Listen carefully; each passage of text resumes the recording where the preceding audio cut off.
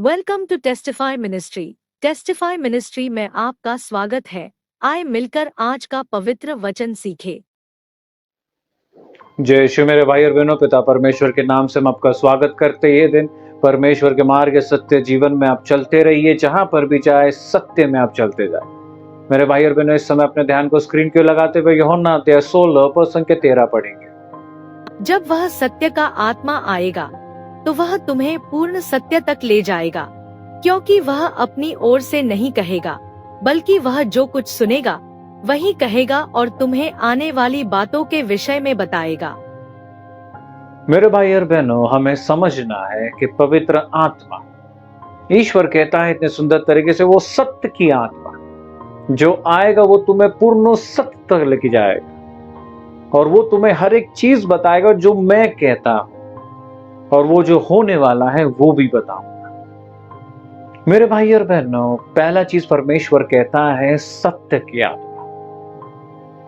अगर हम परमेश्वर के पुत्र हैं तो हमारे अंदर वो सत्य की आत्मा है। क्या उस सत्य की आत्मा को कार्य करने के लिए हम देते हैं, ये मायने रखता है, क्योंकि वो केवल तभी ही कार्य करेगा हमारे अंदर से जब हम उससे कार्य करने का मौका देंगे। मेरे भाई और बहनों, वो सत्य की आत्मा हम अपने जीवन के अंदर झांक कर देखेंगे, क्या हम सत्य के राह में चल रहे, वो मायने रखता है। अगर मैं बोलता हूं कि मेरे अंदर परमेश्वर के सत्य की आत्मा है, लेकिन मेरे जुबान से झूठ निकलते जाता है, तो मेरे भाई और बहनों, सत्य की आत्मा नहीं कार्य कर पाएगी।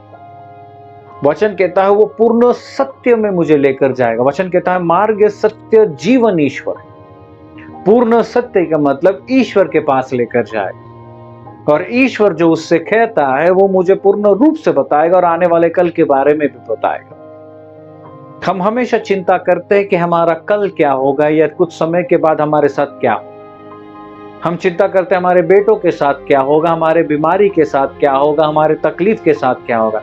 वचन कहता है सत्य की आत्मा हर एक चीज बताएगी जो होने वाला है। मेरे भाई और बहनों, हमें सत्य की आत्मा में सत्य में चलना है। परमेश्वर की आत्मा हमारे अंदर सत्य की आत्मा है।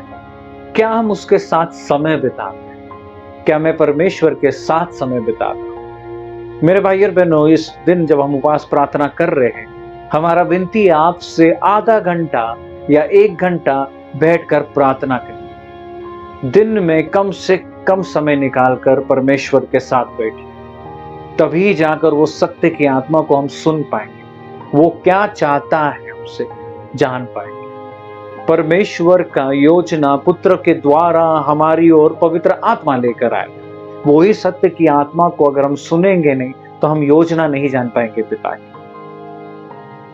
इस दिन मेरे भाई और बहनों, जिस प्रकार हम उपवास प्रार्थना कर रहे, समय निकाल कर आधा घंटा बैठकर उस आत्मा के साथ रिश्ता बनाइए, पुत्र के साथ रिश्ता बनाइए और पिता को जानिए, क्योंकि मार्ग सत्य ईश्वर है और जीवन प्राप्त होता है आत्मा को जानते हुए। इस समय अपने ध्यान को पूर्ण रूप से परमेश्वर की ओर लगाएंगे और उस आत्मा को सुनने के लिए करुणा, कृपा और दया मांगेंगे।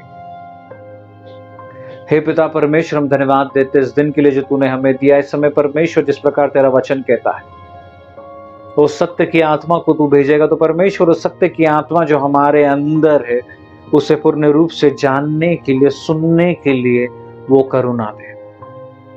हमें तेरे आत्मा की अगुवाई से भर परमेश्वर, फिर से वो जीवन जल हमारे अंदर से उस आत्मा के द्वारा जगा कि हम पूर्ण रूप से सत्य में चले और हर एक चीज जो तू चाहता है उसके द्वारा हमें सिखा, कि हम पूर्ण रूप से हर चीज कर पाए और आने वाले कल के बारे में चिंता ना करें, क्योंकि तू हमें हर एक चीज बताए।